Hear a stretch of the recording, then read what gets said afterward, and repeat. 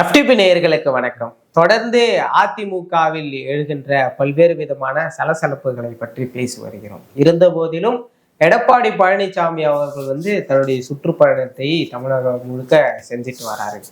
இருந்த போதிலும் எங்கெல்லாம் எடப்பாடி பழனிசாமி தன்னுடைய நிலைப்பாட்டை தவிர்த்து இருக்கிறார், அவர் செய்த தவறான முடிவுகள் என்ன, இதை பற்றி பேச நம்மோடு வம்சி அவர்கள் இணைந்திருக்கிறார். வணக்கம். குறிப்பா எத்தனையோ தலைவர்கள் இருந்தார்கள். குறிப்பா முதலமைச்சர் வேட்பாளராக இருக்கும்போது அரவணைத்து செல்லும் பண்பு இருக்கும். அதை எடப்பாடி அவர்கள் தவிர்த்து விட்டார், அதை செய்யாமல் விட்டு விட்டார் என்ற ஒரு பார்வை இருக்கு. எடப்பாடி செய்த தவறுகளா நீங்க என்னென்ன பாக்குறீங்க? எடப்பாடி ஃபர்ஸ்ட் ஒரு விஷயம் நான் பாசிட்டிவ் சொல்லிடுறேன். ஏன்னா எடப்பாடி ரொம்பவே ஒரு இக்கட்டான சூழலில் அந்த முதலமைச்சர் பதவி ஏற்றுக்கிட்டாரு. அவர் ஏற்றுக்கிட்ட அந்த நேரத்தில் யாரும் இந்த ஆட்சி 4.5 வருஷம் கம்ப்ளீட்டா பண்ணுவாங்கன்னு யாரும் எதிர்பார்க்கல. ஆனால் இவர் உறுதியாக நின்று அந்த 4.5 வருஷம் கம்ப்ளீட் பண்ணி அந்த ஒரு நல்ல ஆட்சியை கொடுத்தாரு. அந்த ஒரு விஷயத்துல எடப்பாடி பாராட்டி தான் தீரணும். அவர் இடத்துல ஜெயலலிதாவே இருந்தாலும் இவ்வளவு சவால்களை சந்திச்சு அவங்க இவ்வளோ எல்லா சைடு நெருக்கடிகள்லாம் சந்திச்சு அவங்களோட அந்த 4 வருஷம் கம்ப்ளீட் பண்ணியிருப்பாங்களா அப்படின்னு சந்தேகம் தான். பட் ஆனால் இவர் பண்ணாரு. பண்ணும்போது நல்ல ஒரு நிர்வாகம் சார்ந்த முதலீடுகள் ஏற்பதாகட்டும், உட்கட்டமைப்பில் அங்கங்கே வளர்ச்சியை கொண்டு வந்தாகட்டும், ஒரு ஷார்ட் டேர்மா சில பிளான்ஸ் இம்ப்ளிமெண்ட் பண்றதாகட்டும், அதெல்லாம் நல்ல ஒரு விஷயம் தான் செஞ்சாரு. ஆனா அதை தாண்டி அவர் வெற்றி பெறலன்னா அதுக்கு அரசியல் ரீதியா அவர் சில தவறுகள் செய்தார். ஃபர்ஸ்ட் அதிகாரத்தில் இருக்கும்போது அவர் பண்ண ஒரு பெரிய தப்பு என்னன்னு சொன்னோம்னா, முதல்ல நகர்ப்புற உள்ளாட்சி தேர்தல் நடத்தாது. ஏன்னா 2020 2 கட்டமா கிராமப்புறமும் முதல்ல நடத்தி நகர்ப்புறத்தை அப்புறம் நடத்தலான்னு பிளான் பண்ணாரு. கிராமப்புற உள்ளாட்சி தேர்தலில் திமுக அதிக கவுன்சிலர் ஜெயிச்ச உடனே நகர்ப்புறம்னா இதோட அதிகமா போகும், நம்ம ரிஸ்க் எடுக்க தேவையில்லை அப்படின்னு சொல்லி அவங்ககிட்ட ஒரு நகர்ப்புறத்தை நடத்தினால் திமுக அதிக கவுன்சிலர் ஜெயிச்சிருக்கலாம். ஆனா 22 வாஷ் அவுட் ஆனமா அதிமுக வாஷ் அவுட் இருக்குது. கொஞ்சம் இப்போ சென்னை போன்ற இடங்களை கூட ஆளுங்கட்சின்றது 60 ஒரு கிட்டத்தட்ட ஒரு 40% இடங்களை வெற்றி பெற்று இருக்கான். அந்த கோவிடுக்கு அப்புறம் ஒரு நல்ல சூழல் இருந்தது. அதுல வெற்றி பெற்றவங்க என்ன ஆகும்னா, உங்களுக்கு எம்எல்ஏ எலெக்ஷன் வரும்போது அந்த கவுன்சிலர்ஸ் கொஞ்சம் ஒர்க் பண்ணுவாங்க. ஒரு அமைப்பு ஒன்று இருக்கும் அந்த ஊர்ல, அது கொஞ்சம் ஒர்க் பண்ணும். இப்ப சென்னை போன்ற இடங்கள்ல அதிமுக ரொம்பவே பலவீனமான காரணம் என்னன்னா, கவுன்சிலர்ஸ் இல்லை. கவுன்சிலர்ஸ் இருந்தா வேலை செஞ்சிருப்பாங்க. பிளஸ் இங்க சென்னையில இயல்பாகவே அதிமுக அமைப்பு ரொம்ப கம்மி, பலவீன அமைப்பு தான். அவங்களுக்கு பாசிட்டிவ் ஓட்ஸ் பெருசா இல்லாத இடங்கள்ல கவுன்சிலர்ஸ் இல்லாததால ஒரு பெரிய பின்னடைவா இருக்கு. கோயம்புத்தூர் போன்ற இடங்கள்ல அவங்க பாசிட்டிவ் ஓட்ஸ் இருக்கிறதால அவங்களால அந்த ஸ்ட்ரக்சர்லயே ஓட்டு எடுக்க முடியுது. திமுகல கோயம்புத்தூர்ல கவுன்சிலர்ஸ் இல்லாத திமுக வெற்றி பெற முடியல, வாஷ் அவுட் ஆகுது திமுக. அங்க சென்னையில திமுக பாசிட்டிவ் ஓட்டு இருக்கு, ஸ்ட்ரக்சர் இருக்கு, இங்க தப்பிச்சிடுறாங்க. இந்த ஒரு பின்னடைவால் இன்றளவும் சென்னையில அதிமுக பலவீனமா இருக்கு. நம்ம பாக்குற சர்வே அனாலிசிஸ் எல்லாம் பார்க்கும்போது சென்னையில அதிமுக ரொம்ப பலவீனமா இருக்கு. பெரிய அளவுக்கு அவங்க வெற்றி பெற முடியாத ஒரு சூழல் தான் இருக்கிறத நாம் பார்க்கலாம். அடுத்து அவர் பண்ண பெரிய தப்பு என்னன்னா, அந்த தப்பும் இன்றளவுக்கு பெரிய அளவுக்கு துரத்திட்டு இருக்க தப்பு என்னன்னா, இந்த 10% அது ஏன் கொடுத்தாருன்னா, 2019 நாடாளுமன்ற தேர்தலில் அதிமுக பாமக கூட்டணி இருந்தும் எடப்பாடி செக்மெண்ட்ல திமுக லீடு காமிச்சிருக்காங்க, ஒரு 10,000 ஓட்டு லீடிங். ஸோ அவருக்கே அங்க பிரச்சனை வந்துடும், தன்னுடைய பொசிஷனை காப்பாத்திக்கணுன்றதுனால்தான் பாமகவையும் சேர்த்துக்கிறாரு, 10% அங்க கொடுக்குறாரு, வன்னியர் 10%. ஸோ இந்த 10% கொடுத்ததா என்ன ஆகுதுன்னா, நான் வன்னியர் ஓட்டு பெரிய அளவுக்கு சரி. ஏன்னா வட மாவட்டங்களோட அரசியலே அதுதான், வன்னியர் வர்சஸ் நான் வன்னியர் தான் எங்க பாலிடிக்ஸ். இங்க அதுல கொஞ்சம் தலித்ஸ் கொஞ்சம் அக்ரெசிவ் அவங்களோட ரோல் எடுப்பாங்க. சில நான் வன்னியர் ஓபிசிஸ் நாயுடுஸ் செக்ஷன்ஸ்லாம் அவங்க ரோல் இருக்கும். இந்த நான் வன்னியர் பாலிடிக்ஸ்ல நான் வன்னியர்ஸ் திமுக பெரிய அளவு கன்சாலிடேட் இருக்கு. இன்றளவும் அந்த போலரைசேஷன் கண்டினியூ ஆயிட்டு இருக்கு. இப்ப நீங்க இப்போ நீங்க பார்லிமெண்ட் எலெக்ஷனே பாத்தீங்கன்னு வச்சுக்கோங்களேன், நான் வன்னியர்ஸ் ஃபுல்லாக கன்சிடர். ஏன்னா இங்க பாமக ஒரு பக்கம் இருக்கு, பாஜக. ஸோ அங்க பாஜக என்டிஏக்கு வன்னியர் ஓட்டு போக, திமுக அதிமுக சைடு 10% கொடுத்ததால இது பாமக விழுந்த ஓட்டு கூட ஒரு செக்ஷன் அதிமுக விழுந்துருச்சு. நான் வன்னியர் மொத்தமா கன்சாலிடேட் ஆகுது. இப்ப நாளைக்கே சட்டமன்ற தேர்தலில் அதிமுக பாமக கூட்டணி அமைந்தால் திரும்பவும் இதே போலரைசேஷன் தான் ஆகும். ஏன்னா உள்ளுக்குள்ள வந்து 10% அதிமுக வந்து திரும்ப கொடுத்துருவாங்க. 10 அந்த வன்னியர் மத்தியில் அது ஸ்ட்ராங்கா இருக்கும். அவங்க கொஞ்சம் அக்ரஸ் கிராமப்புறங்கள் நல்லா இதை நல்லா பரப்பிட்டு இருப்பாங்க. 10% நம்ம கிடைக்க போகுதுன்னு.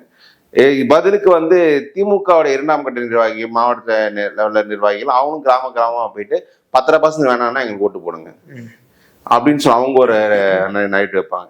இதுல வந்து பெரிய அளவுக்கு இந்த போலரைசேஷன்ல இன்றும் இருக்கு மாட்டிக்கும். இது நடக்கும் எடப்பாடிக்கு தெரியும். தெரிஞ்சு ஏன் பாமக போறாருன்னா, அவருக்கு பாமகவோட போனா சேலத்துல அதிமுக திடுமாறும். நம்ம தானே பார்த்தோம். திமுக அதிமுக பாமக தனித்தனி என்னன்னா சேலத்துல திமுக பெரிய ஃபைட்டு கொடுக்கும். எடப்பாடியிலேயே ஒரு நல்ல கேண்டிடேட் போட்டு எடப்பாடி சிக்க வைக்கலாம். அதை தவிர்க்கிறது பாமக வேணும்னு நினைப்பாரு. பாமக போனா இந்த ப்ரொஜெக்ஷன் வந்துடும். அடுத்து அவர் சரி இது ஆட்சியில் இருக்கும்போது பண்ண தப்பு, அதிகாரம் முடிஞ்சிருச்சு. பன்னீர்செல்வம் மாதிரி ஒரு ஹார்ம்லெஸ் பொலிட்டிஷியன் வந்து நம்ம எங்கேயுமே பார்க்க முடியாது.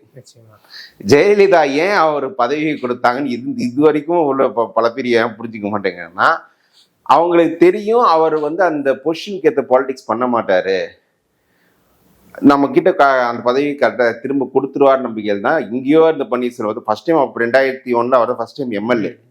அப்போ தேடிய போகணும்னு அவங்களோட ஜட்ஜ்மெண்ட் அப்படி இருக்கு.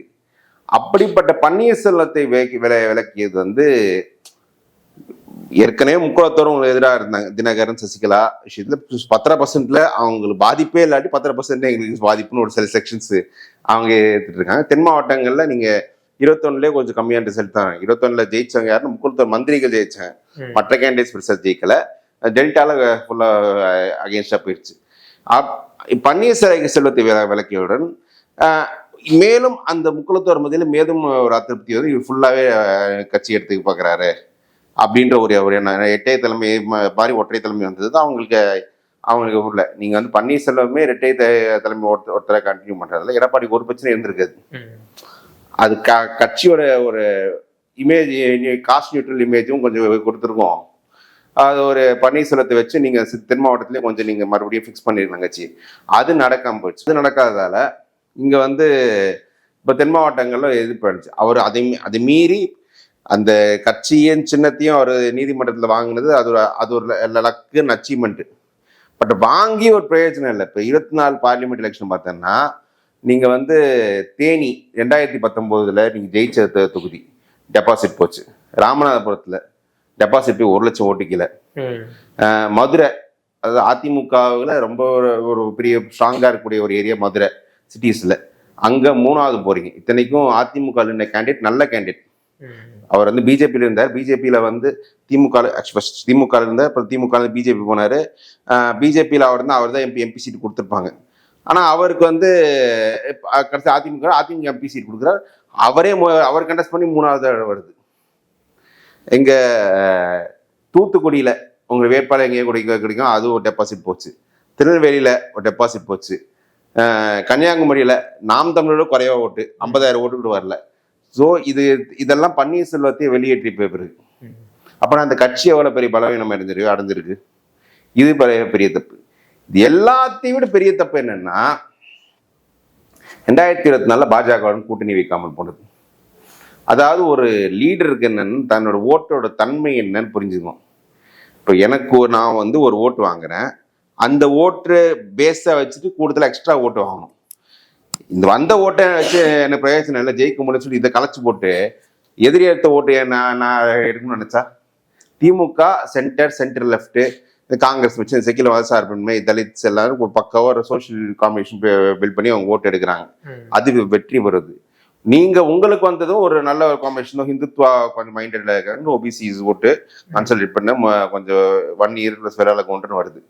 இதுல வந்து நீங்க ஃபுல்லா ஓபிஎஸ் வெளில அமைச்சிட்டு பிஜேபி வெளில எனக்கு அங்க இருக்கிற செக்குலர் ஓட்ஸ் சிறுபான்மை வாக்காளர்கள் தலித்துவம் உங்களுக்கு ஓட்டு போடுவாங்க நீங்க நினைச்சீங்கன்னா அது வரல. அது பெரிய மிஸ்டேக். 24 நீங்க கூட்டணி வைக்காம போனது பெரிய மிஸ்டேக்.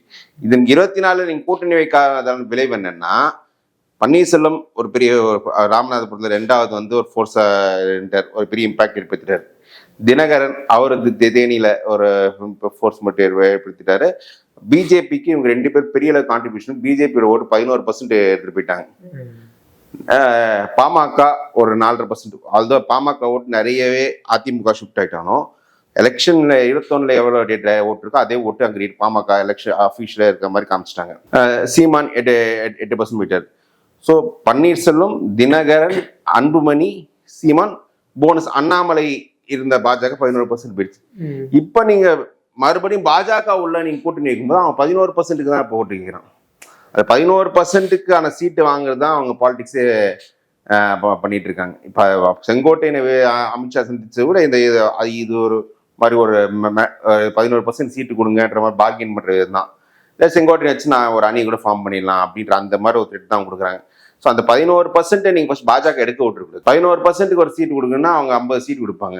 அப்போ 50 சீட்டு கொடுத்தா அதிமுக எவ்வளோ கண்டெஸ்ட் பண்ண முடியும்? பாமக 20 சீட்டு தான். ஸோ இதுலேயே ஒரு 170 சீட்டு கம்மியாக அதிமுக வருது. இதுல இது இருந்தும் உங்களுக்கு வெற்றி பெற முடியாது. நாம் தமிழரோ இல்லை வேற மூணாவதோ விஜயோ ஒரு ஃபோர்ஸ் சேர்க்கணும்னா அதிமுக 170-130 சீட் தான் கண்டெஸ்ட் பண்ண முடியும். இவ்வளோ சிக்கலாயிருக்கு. இதுல இப்போ என்ன கேட்குறாங்க இவங்க செங்கோட்டையன் போன்றவங்க, ஓபிஎஸ்ஸே நீங்க சேர்த்துக்கொள்ள மாட்டேன். புரியுது, ஓபிஎஸ் ஒரு கட்சி எதுவும் வைக்கல, அவர் தனியா ஒரு குரூப் வச்சு நாங்க போட்டி அணியும் செயல்பட்டு நீதிமன்றத்தில் வழக்கெல்லாம் இருக்கு.